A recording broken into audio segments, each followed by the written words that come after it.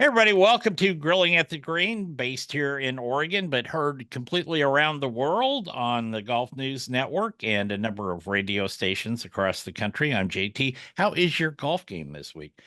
I can tell you mine's a little shaky. Anyway, Well, yeah, it is.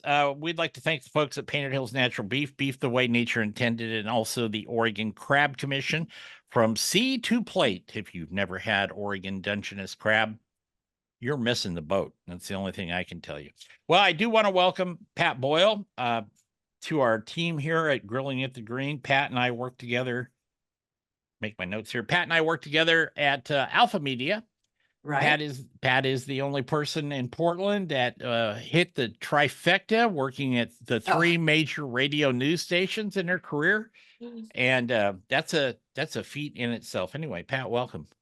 thank you. It's fun to be here. I've been retired about 3 years, but when you said golf, you want to help out, I said that sounds fun. So thanks for having me, Jeff. So you were golfing this morning or yesterday? You're always Uh, I, golfing. I, because I'm ever hopeful that I will get better and that a hole in one is just truly a par three away. And that hope has sustained me for more years than you want to know. I was down in Southern Oregon golfing. Roseburg has a course called Bar Run. I have a cousin who lives down there, so occasionally I'll go down and golf with her. Played Bar Run and then played Myrtle Creek Golf Course, which the people at Bar Run the day before said, "Oh, it's hard. Oh, it's really hard. You're gonna have to take a lot of balls."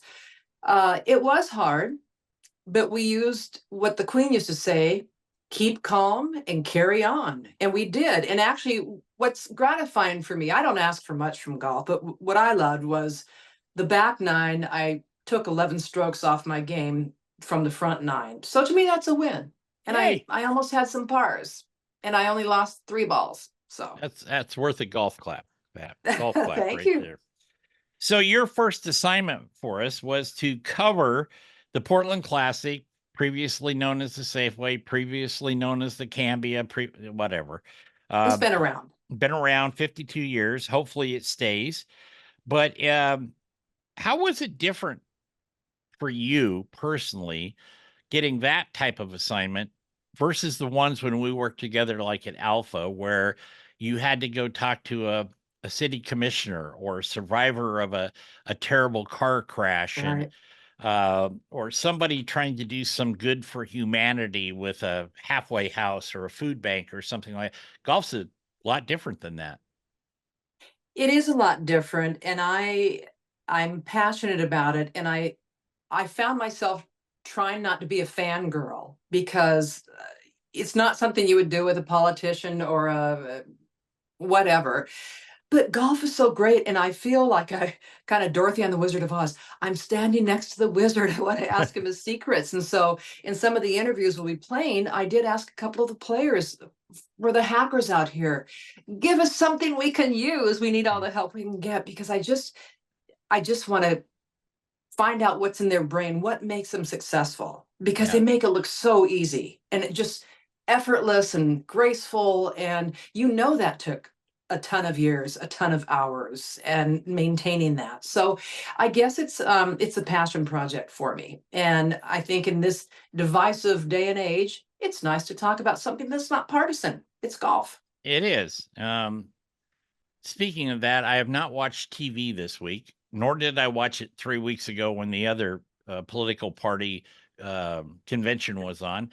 I don't have enough Rolaids, so I'll just put it that way. And I played dominoes last night down at my cousin's and Well, good, lost. So good for you. Good for you. Um, what was perhaps the most telling thing that out of the three ladies, and we're gonna start playing some clips here in a couple minutes. But what was the most telling thing you think you derived from those interviews? I appreciate two of the players I spoke with, Gigi Stoll and Stacy Lewis, did not make the cut. And they just came off the course on the Friday of that tournament week, having not made the cut. And they were so filled with grace and stuck around and talked to me. And I appreciated their professionalism. And I didn't feel like they were tapping their foot like, oh, for Pete's sake, get to the last question. I want to get out of here. They gave me time. and I thought gave thoughtful answers. And I could tell that they were used to talking to the media. I think I can tell from having been in it for 44 years when people are freeze up if there's a microphone in their face or whatever. But they were so kind and candid, and I appreciated that. You don't always get that. No, you don't.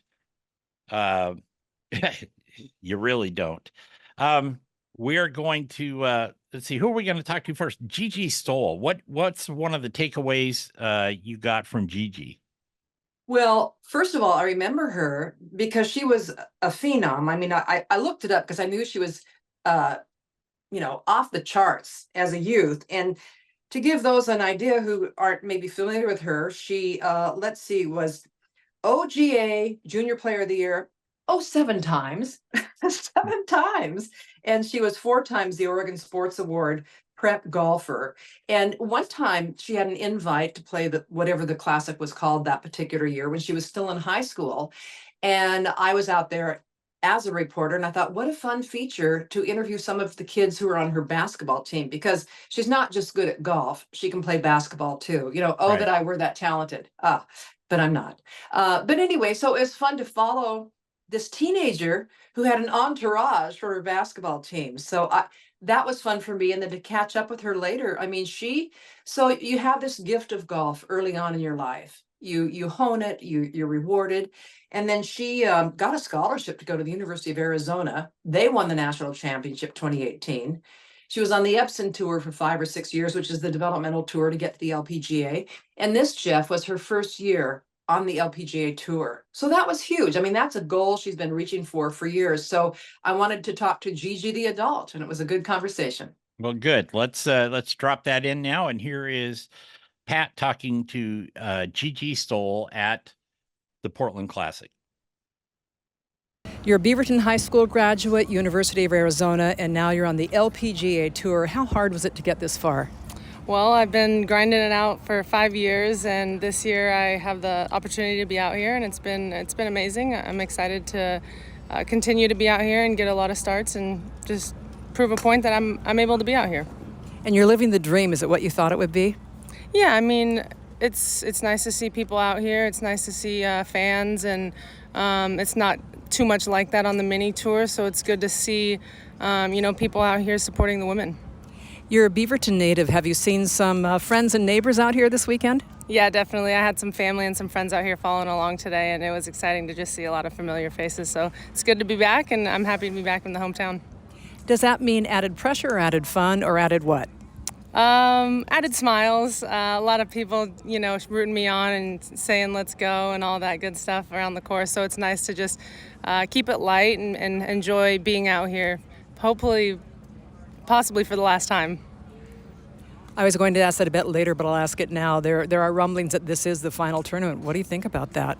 It's too bad. I mean, this is a great venue. I know the city loves it. It's just an event that has tons of history. I think somebody told me that this is the longest LPGA event other than a major. And I've been coming out here as a volunteer since I was like 8 years old. So it's sad to hear that. It's great that there's been a lot of history, but hopefully, well, it sounds like it may be going.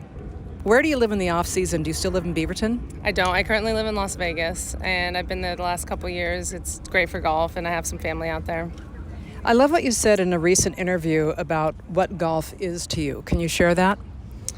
I mean, it's a game. I work so hard to see results, but if you add too much pressure on yourself, it becomes not fun. And at the end of the day, we're out here to have fun, and it's been a treat and a pleasure to be out here. And I just try and enjoy each shot and each hole at a time. And I have to ask the social media question. You're on social media. What does that mean to you, and why? I just try and keep the people that are following engaged in what I'm doing day to day. I think this is a different type of lifestyle than people get to see often, and just to be able to share that with my friends and my families and people who are interested in golf, I think it's a cool opportunity to kind of showcase the things that we're doing out here. You inject some humor into it as to how to fix a divot. Tap, tap. What was the end of that? Tap, tap, taparoo. Taparoo, right. And then I guess I have to confess here, true confessions, I do wear black shoes sometimes. And in your wardrobe advice, you were saying those are a no-no? In my book, yes, but you know, it's fashion is preference. But yeah, that was just a fun couple videos that I like to keep it fun.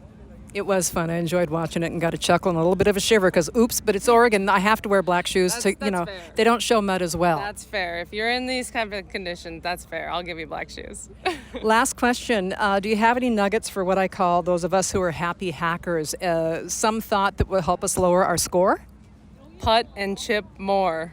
I think most people want to spend time on the range and they want to hit balls, but the best way to score lower is to be a better putter and a better chipper.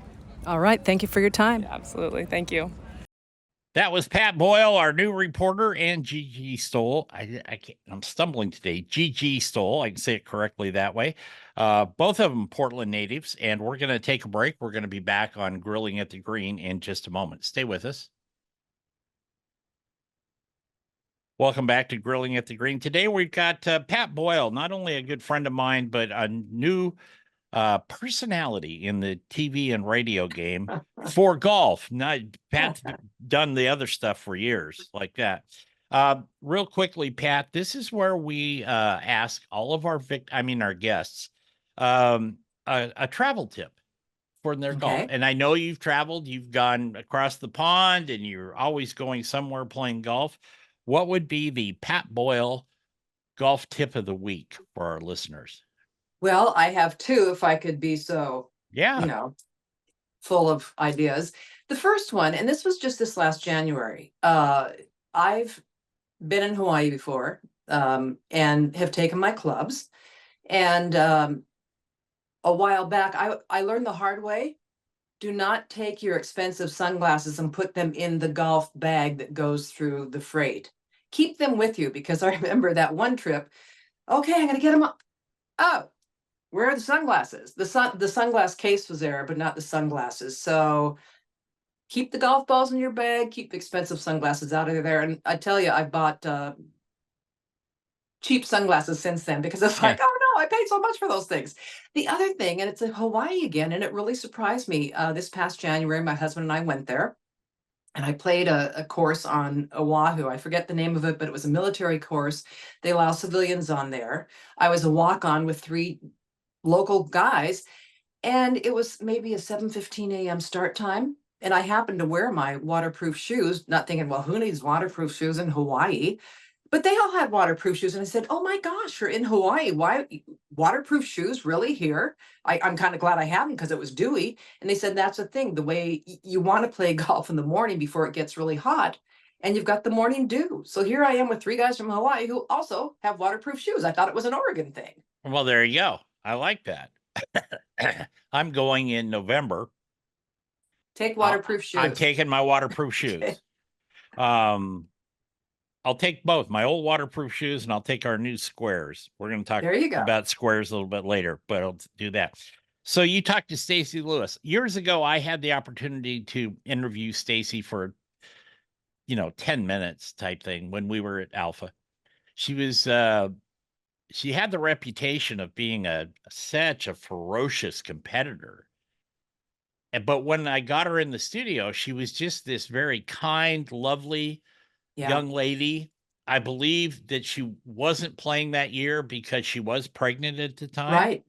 And, but she was just the most gracious person to me to do that. And now, she's back playing again with a kid. With a kid, yeah. That was 2018, because we both interviewed her, Jeff. She had won it in 2017, came back to kind of talk it up in 2018, was pregnant, so didn't play. And I'll just wear this. I still have my Stacy Lewis autographed hat I got that year when I talked to her. So I got one too. I got one too. It's back there. Yeah. Well, pretty fun. Yeah. And so, because I was a working mom as well, so I knew she'd obviously had the child since I last interviewed her in 2018. I think the child's name, little girl named Chesney, I believe it is, who's maybe 7. And because I was a working mom, I just wondered, what's it like being a working mom on the tour? And they have free childcare. And the LPGA was one of the first to have free professional sport to have free childcare for the moms. And Stacy was also the first mom to win on tour. And I think it was I'm not sure if it was the Scottish Open, but it was in Scotland back in 2020. Mhm. And I have always said, good child care is the glue that holds a family together. When you have parents working outside the home, Right. Stay-at-home moms work too. They just work inside the home. But so I was pleased to hear that. Oh yeah, Chesney's on the tour. They have the same daycare workers there, so the kids have continuity. It's free. Uh, there's not a paid maternity leave, but certainly when you come back, you have paid childcare. And I'll tell you, I mean, that's what allowed me to sleep at night and go to work and not worry about, are my kids okay? I have two Yeah. kids who are now, older, but so it was really interesting to ask her the childcare question. Cool. Let's listen to Pat's interview with Stacy Lewis. So you are a returning champion on this course, came out on top in 2017. Does it feel good knowing that you've conquered the course? Does that help as you attack it the next time around? Yes and no, I guess. I don't know. It's playing very different this year than it has in years past. It's really soft. So, but just having the local knowledge and having success always helps. What is it like, and is there any adjustment to your game and how you approach it when it's so blazing hot outside? No, I'm from Texas, so this is pretty cool. You're wearing two hats this weekend, trying to win here, and then also as Solheim team captain, observing some players who might end up being one of your captain picks. Yeah, I mean, I'm always watching whether I'm playing or not, just seeing how they're playing. But the last few weeks I've been paired with a couple that are kind of close, and so it's just helped to see how they're playing and kind of where their mood's at and how they feel about their game. This is your second time as Solheim captain. How did you make the job your own after the long reign of Julie Inkster? You just try to do it your way, and I saw a lot of things that I thought we could do better and had to adjust with the players as the players change. I feel like we've had to adjust with them, and so that's my biggest thing is we've had kind of a turnover the last 2-3 Solheims, I guess, in the players, and we had a lot of rookies last year and a lot of rookies the year before. So it's just really trying to figure them out and get them comfortable in that environment. I'm wondering what kind of leader you are. Are you a get them fired up and yell type leader, or a quiet confidence, or how would you describe your leadership? It's just what they need. That's the biggest reason I'm out here playing every week is to get to know them and know what they need. I mean, certain players, if you did that too, they'd crawl up in a hole and look at you like you're an idiot. But then other ones, they need it. They need the talking. They need to be fired up. And I'd say right now we have more of the quiet ones, so which fits my personality a little bit more. How much, if any, lobbying goes on before the event? Like, oh, pair me up with so-and-so will be dynamite, or, oh, let me be a captain's pick. I've had a little bit of lobbying. I've had more just kind of wondering where they stood and what they needed to do. And I've told them all along that who's playing the best is going to be who is on this team. And so I think it's quieted a lot of that just because it's based on facts. It's based on how they're playing. This year's tournament is in Virginia. Is there a home country advantage?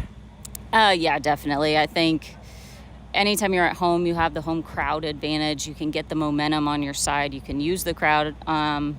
If you get down, you can kind of use the crowd. And then if you get up big, you can roll. So, and I've been on both sides of them. So yeah, it's huge being home, and it's fun for the girls to have all their families and have more people there with them to enjoy in the experience. Speaking of Virginia, I've heard Lauren Coughlin is being considered possibly as a captain's pick. She just went up in Canada, lives in Virginia. Your thoughts? Yeah, I mean, she's in right now. She's actually in on points. She didn't even need a pick. So she's played tremendous this year, though. Between her and Allie Ewing, they've played some unbelievable golf. And so, I'm excited for her just being in. She lives an hour from the golf course. It's probably maybe one, and we know it's only happened one other time where a player's been from the state that we're playing in. So I hope everybody comes out and supports Lauren and get that hometown advantage. So you'll face Suzanne Pedersen as the captain of the Europe team. Do you feel like you know her moves or tendencies, or what does that coaching matchup look like? Yeah, I mean, I'm just the type of person I pay attention a lot and see what people are doing, and Yeah, I mean, I'd say Suzanne has some tendencies and some things that she does, but she's got a little bit more of a veteran team than we do as well. So she'll definitely use that to her advantage. Okay, well, good luck at the Solheim next month, Stacy. Thanks for talking to me. Thank you. That was Stacy Lewis with Pat Boyle, our new roving reporter here. We are going to take a break. By the way, we want to thank Weston Kia, my friends Jay and Jan over there in Gresham, for sponsoring this segment. I originally named this Golf Trip Travel Tips. I have subsequently changed that because I can't say that fast. I don't think anybody can. What's the new name? It's just Golf Travel Tips. Okay. Yeah, very simple. Anyway, Pat and I will be back right after this. Don't go away.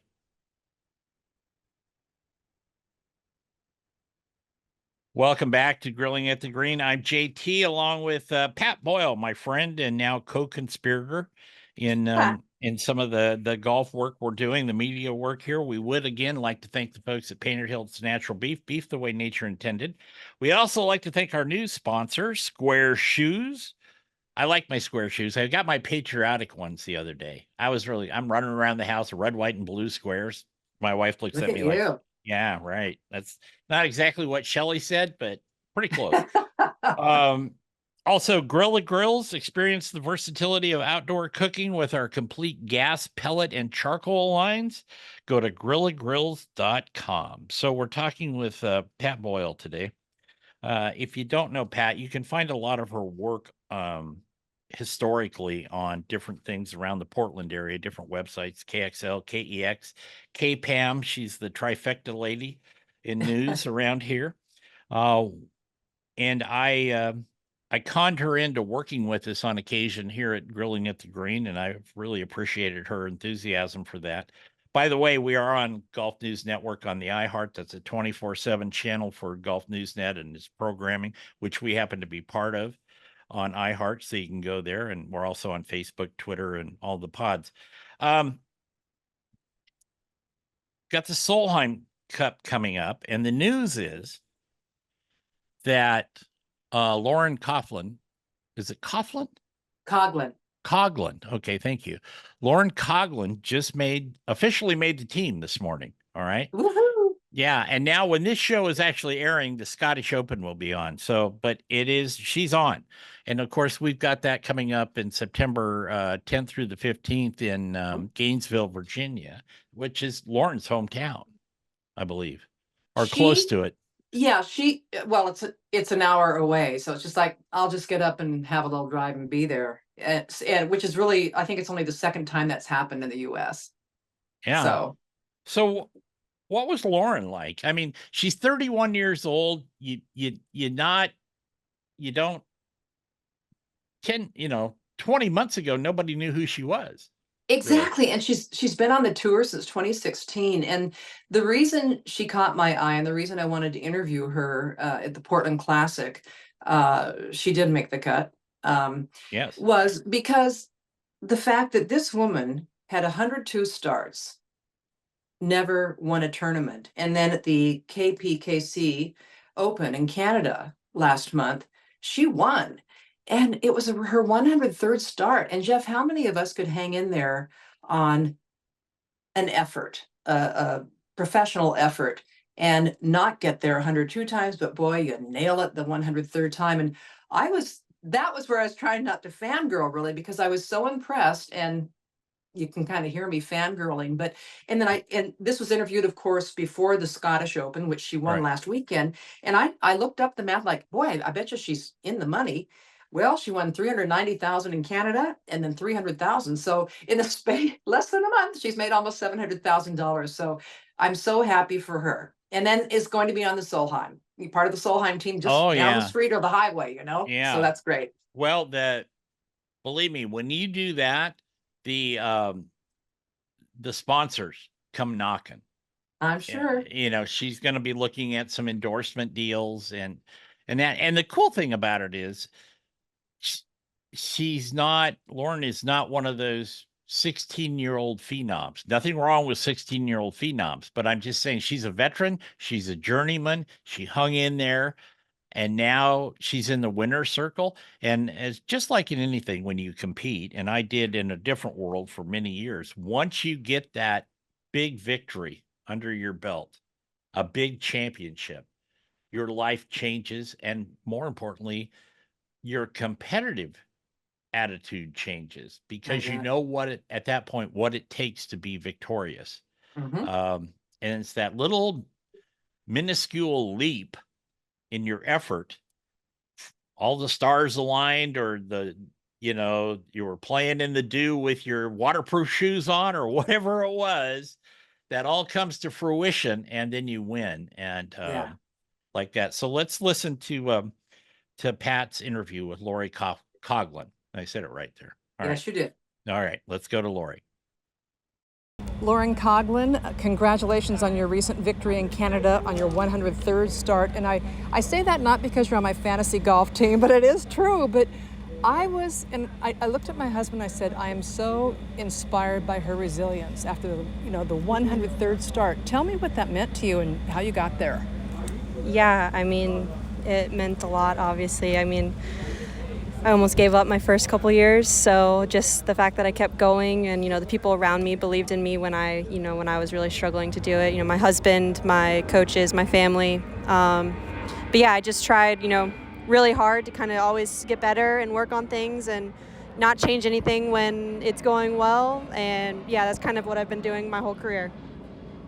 And so I think for anybody who has struggled at something, I mean, you're the poster child for hang in there and do it. No, thanks. I appreciate that. Yeah, I think it's just I've always been a fighter, and I'm not one to give up on anything until the end. So I think just my career shows that, and I think I was finally rewarded for it.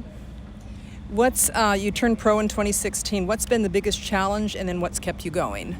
Yeah, I think the biggest challenge was in the beginning, just not making very many cuts, and then, the travel was a big thing for me that took a while to get used to. Being on the road as much, I was recently married when I first started, and so being away from home was really difficult. But you kind of get used to it, and now, while it's still not necessarily my favorite thing being away from home as much as I am, my husband's out here now, so that makes it a lot easier. I understand he is your caddy sometimes not. How does it work when he is your caddy? Is there a special bond, or is it just kind of characterize it if you would? I mean, when I'm playing good, it's good. But when I'm not, he knows me better than anyone. And so he, in a way, he also, can get under my skin more than anybody. Not that he's doing it on purpose, but it's just, it's awesome. Like I said, when I've played really well, which was at Chevron and Evian, were awesome and amazing experiences. But when it's not going so well, it's also not very fun. So I just want to, I kind of joke, but it's also kind of serious. I want to stay married, so that's why he doesn't do it full time. Sometimes I would think the stink eye would suffice. Yeah, exactly. Now, I was told your caddy that you are having here in Portland is Terry McNamara, who is on Annika's bag for a number of years. Tell me what you like about him.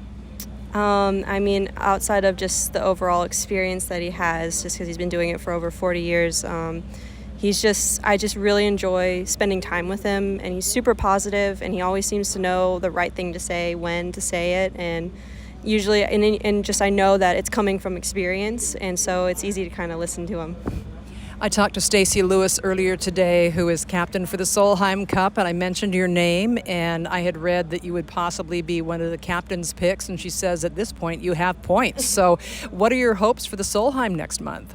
Yeah, I mean, obviously it would be a great honor to be representing my country, but also my home state of Virginia. But yeah, I mean, I'm really looking forward to it. Team golf is super fun, and we don't get to do it very often, so I'm just really looking forward to it. I understand the course is just an hour away from your home. Have you played there much? Yeah, I've played 3 times so far, and I'm going to go play 2 times next week with a couple of girls are coming up, so I'm going to go play with them as well.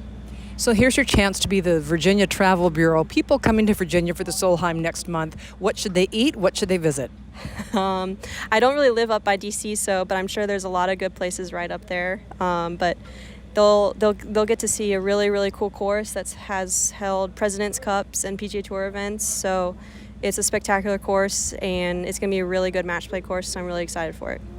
Last question. Do you have any mantra you use as you play, or any sort of meditative thing, or how do you calm yourself and get into the moment? I know a lot of us would like to borrow that advice. For me, slow is fast is usually a good one.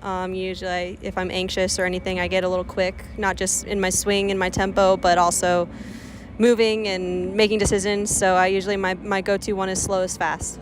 All right. Thank you so much for your time. Thank you.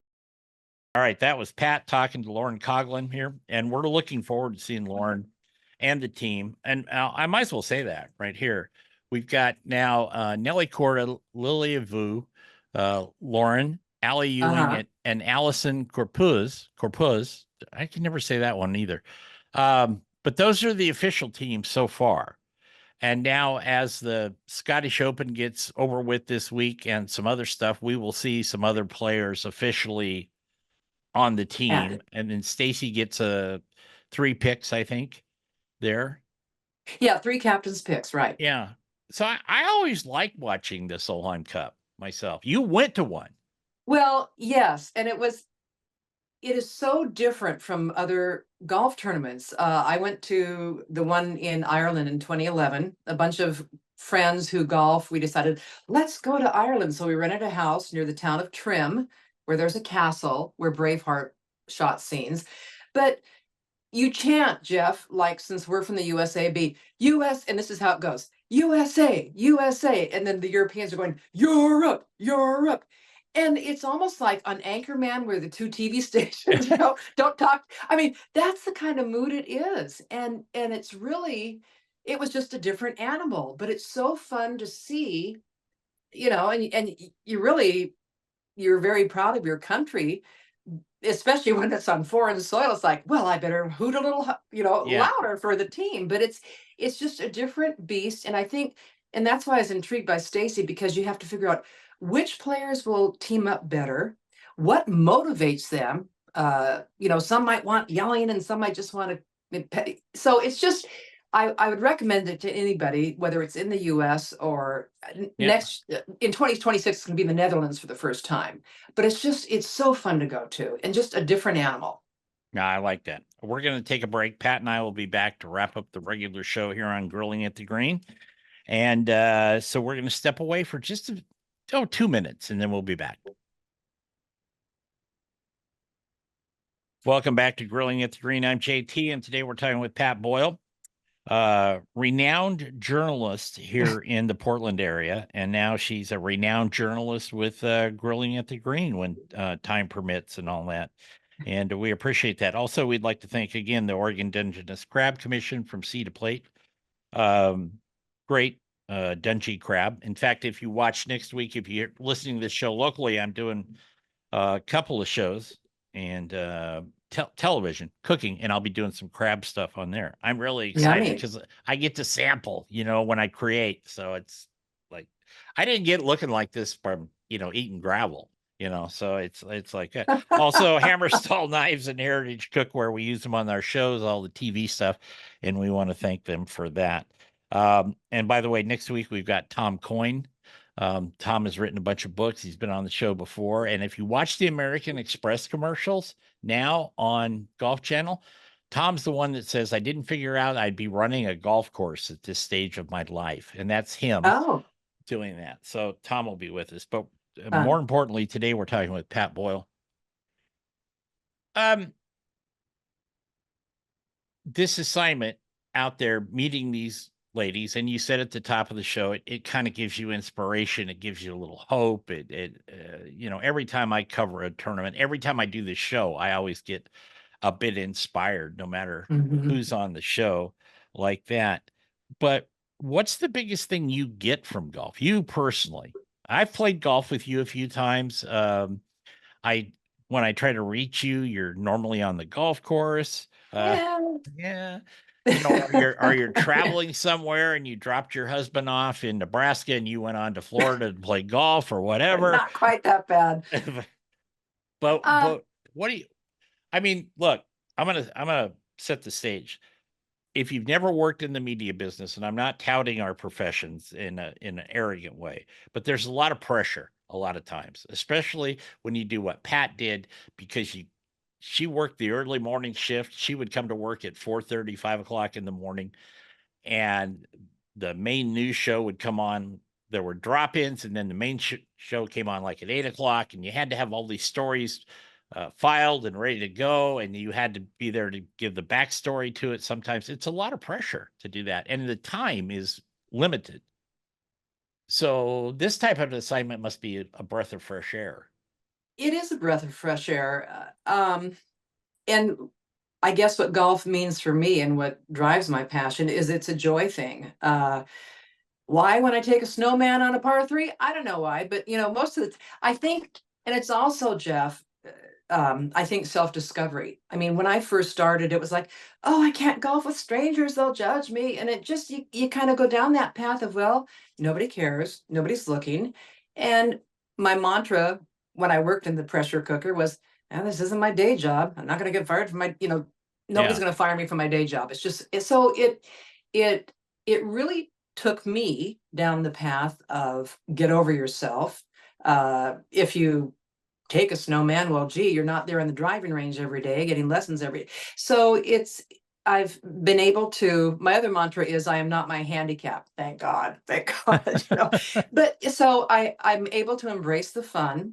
And then the thing I would say, and I think maybe for women, I don't know if high handicap men feel this way as well, but if I waited until I had a low handicap where I felt like, yeah, I'm a 17, whatever, which would be low for me, way low. I would never travel in golf. I would never go down to Bandon Dunes and golf or wherever.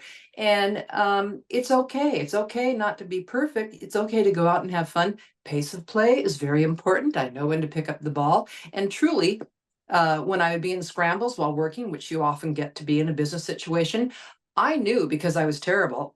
I would offer what I called my lab rat services that I would be, and I literally made up that term. I would be the LR and I would putt first so they could see which way the putt was going to go. Because Yeah. I mean, I had to have some value to the team. So it's so enriched my life, and I've met fun people like you, and I've met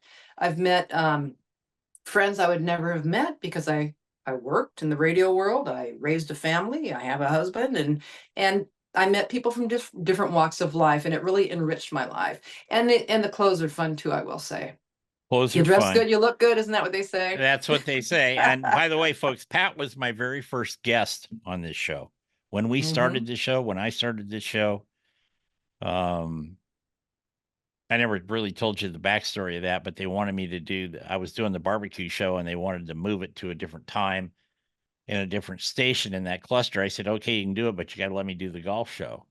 So I kind of forced them to let me start this 8 years ago or however long it's been. Congratulations. And so that's the Don Corleone in me to do that. Duly Anyway, noted. we've got to get out of here. I am going to abuse Pat in the after hours shortly, but I want to thank Pat for doing these interviews for us. She will be doing more as time progresses here, and it's welcome to the team. Thank you. Thanks for having me. No problem. Like I said, we'll be back next week with Tom Coyne. He's written books on Ireland and a course called Ireland, a course called the United States, a course called Scotland. He's a great guy. And he's also the founding partner of the Broken Tea Society. So we look forward to having Tom back.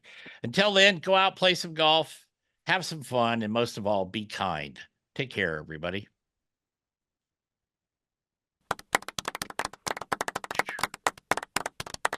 Welcome to After Hours here on Grilling at the Green. I'm JT, as you probably are well aware of at this point.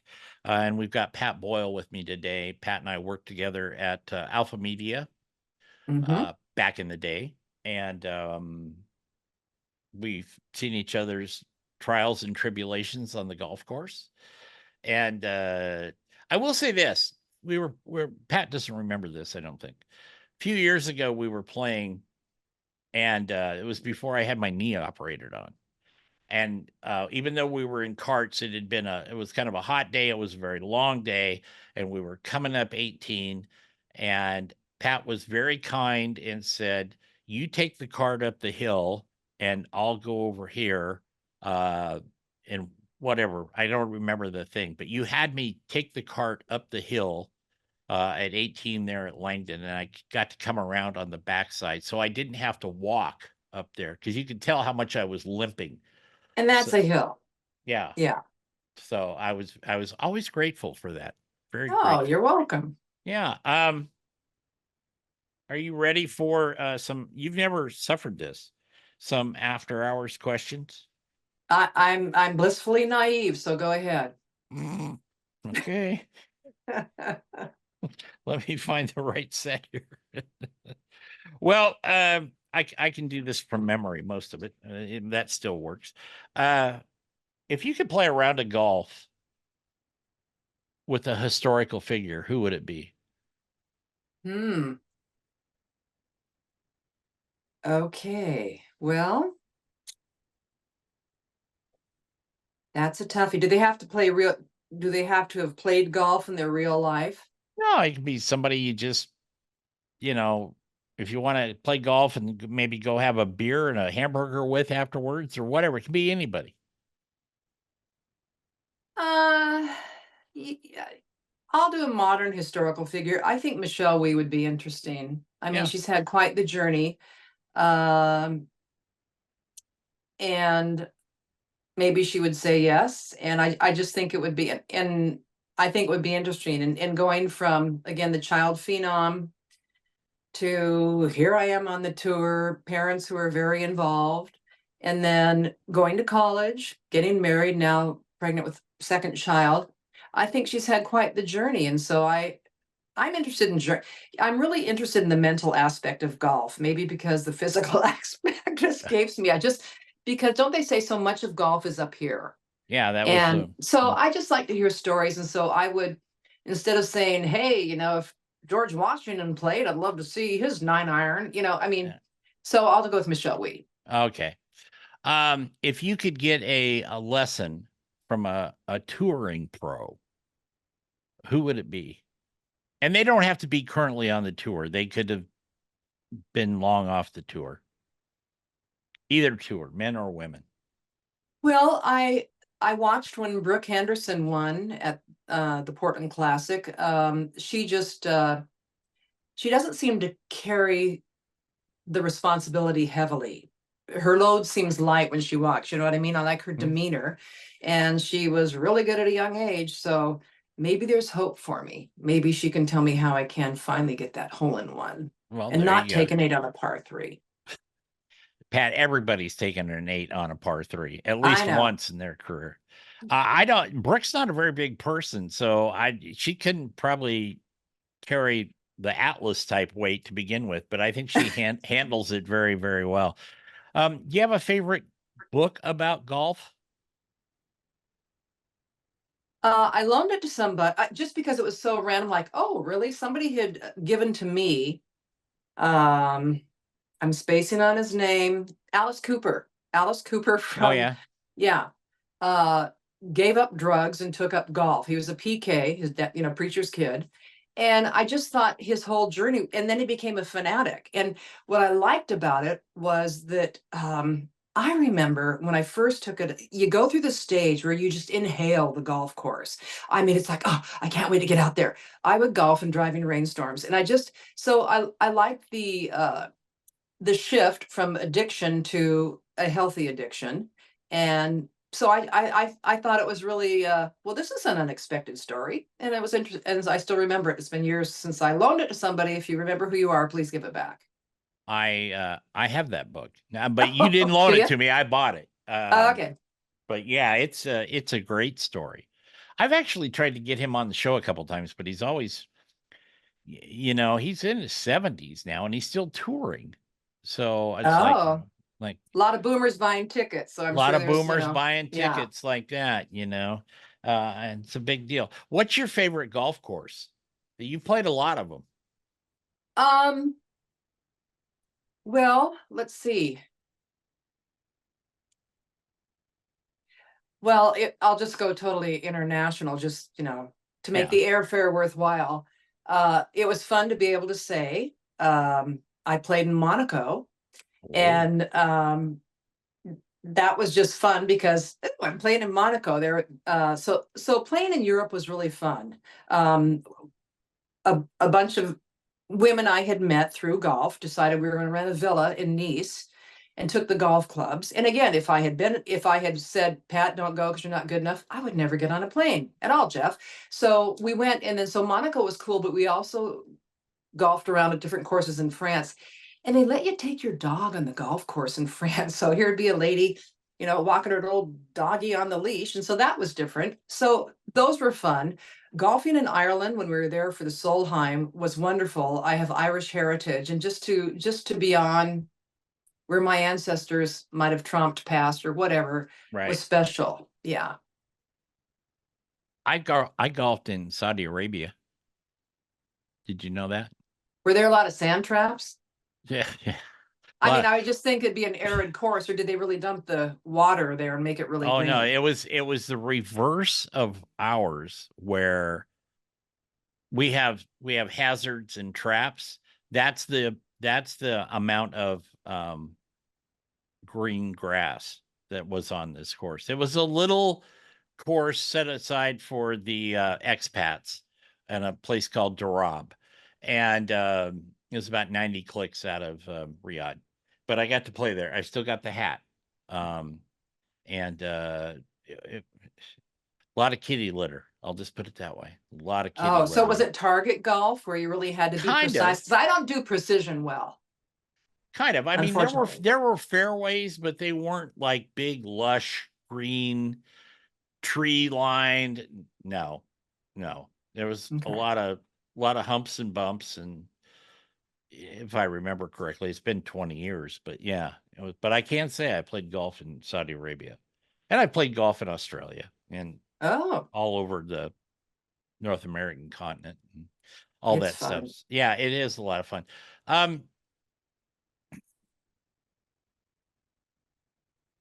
If you were declared supreme ruler of golf for one day, just one day, Pat, but you could make any decree that you wanted, and the golf world had to abide by it, what would you decree? I know. Let carts be free. You pay your greens fee, man, and it's included. There you go. So it doesn't have to be a financial decision like, yeah, I don't, you just, but it's different because it's a different, for my mind anyway, when you're walking, I think golf has a different rhythm than when you're in a cart because you're right there to the ball. Maybe you don't have time to think about, well, I want to use this club. And so, but I think it'd be fun to have free carts for a day. Why not? Worldwide, I think too. Okay. I could live Okay. with that. I could live Right. with that. What thing annoys you the most on a golf course? Okay. People, whatever. I mean, I'm going to go Gloria Steinem here on you. Go ahead. I think, okay, broad brushstroke, not all guys, but I think there can tend to be a general assumption by some men that women play slowly. Like, oh, we don't want to get stuck behind a foursome of women, where many of us do know the rules and do know pace of play. And so I just wish that assumption would go away. I would invite men that think that to go play with one or two of the LPGA players and see if you can keep up, pal. That's what I would say. There you go. That's what I would say there. In golf, there was a lot of stuff about LI or live, if you will. And the LPGA has actually done stuff with the Saudis for a long time on the European tour, but it's very quiet. And the men's tour, of course, it's turned into this big mess at times. It's kind of calmed down a little bit. But what are your thoughts on that, if you have any? What I like about it is I don't have to think about it. I see that I'm an observer of it, and I'm interested to see what the end result will be. I don't think we're there yet. I mean, they were talking, they were going to blend. It hasn't blended. And it was interesting. I thought Rory McIlroy, who spent so much time and passion on it, and then they had the merger talks. I don't know. it's like a family where you hate to see the kids fight, I Yeah. guess. Yeah. And I hope it can be resolved. I'm glad I don't have to be the person who figures out the magic formula for that. And money is a factor, politics, and yeah, I'm just happy to not have to figure that one out. I know you talked about Rory, my buddy Charlie Reimer. He was on a month or so ago, and he got right after the tour on that. He said, they threw Rory under the bus.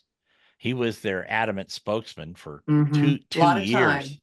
2 Yeah. years, and you could tell it wore on him, and personally, his golf game and everything else. And then when he stepped away, they just kind of threw him under the bus. And Charlie's always been a tour guy, if you will, because he played on tour for a number of years, but not then. He changed his mind about the administration of the tour. So Yeah, are what's right and what's pragmatic, are those the same thing? Or are they two different animals?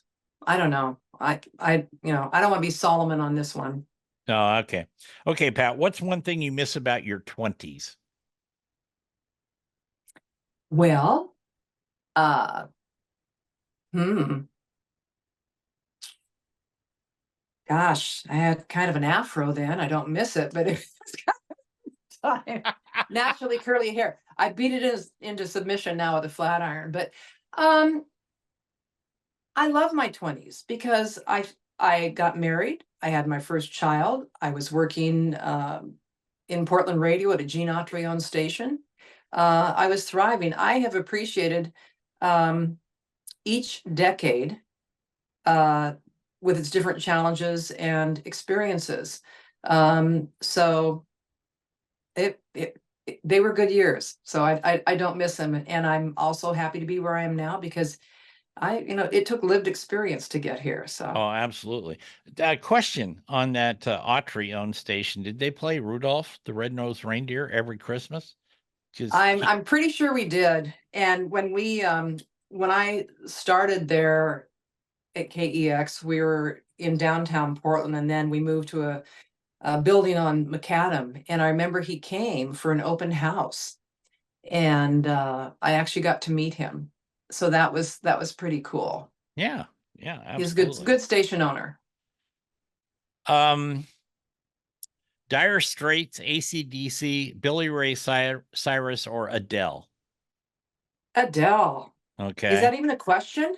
Well, sort of. Have other people answered otherwise? Oh Jeff? yeah. Okay, I'm okay. an AC/DC guy, but I do have Adele stuff too in my Okay. thing. All right. Um, would you describe yourself as a sweatshirt or a formal wear girl? I would say sweatshirt, or maybe a quarter zip now. I mean, we have so many Yeah. more options for leisure wear, athleisure.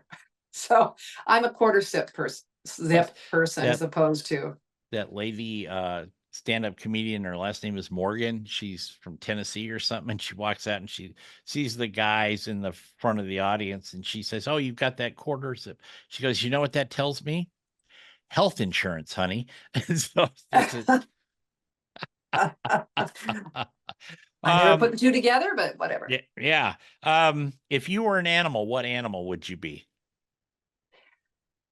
As a kid, and I'm sure some dream psychologist could tell me what it means. I hope it's nothing bad. But as a kid, I always dreamed about being a bird and flying. Okay, there you go. Maybe in today's language, it would be a drone and then, flying over the golf course, but just being airborne and looking at the world below. Okay, a couple last questions here. If we put your skills to music, what music would it be? I will tell you, because last week I was golfing and on the way to the golf course, and my daughter would have songs that would be a fire up song if she was going to a basketball game where she was playing, or a play she was in. And I put on, because I wanted to get in the right mindset, I put on Pharrell Williams' Happy, which is about 10 years old. And I played it like 10 times in a row. And it put me in a great frame of mind when I got to the chorus. And then I had that little music lip or earworm in my mind, and it really put me in the right frame of mind. So that's what I would say, Happy. Well, there you go. What does a fantasy day for Pat Boyle contain? I would say a morning round of golf, somebody else cooking lunch, and the wherewithal, the energy to play another 18 holes. I've only done 36 holes once in my life. And on the second 18, I'm going, why? But that was Yeah. years ago, but I'd love to do it again and just, have all the time, all the good weather. All do it. right. Last question. This is the one that makes people think a little bit. Uh-oh. What would be your last meal if you were on death row? Oh, we were talking about that 2 days ago because it would definitely be French fries. I'm very middle class, and so it would be a burger and fries, and not just ketchup, Jeff. And you might want to write this down in case it comes up sometime, not for death row, but for when we're ordering ranch dressing for the French fries. And if there aren't French fries, yes, I would agree to tater tots. So, and no, I don't want onions.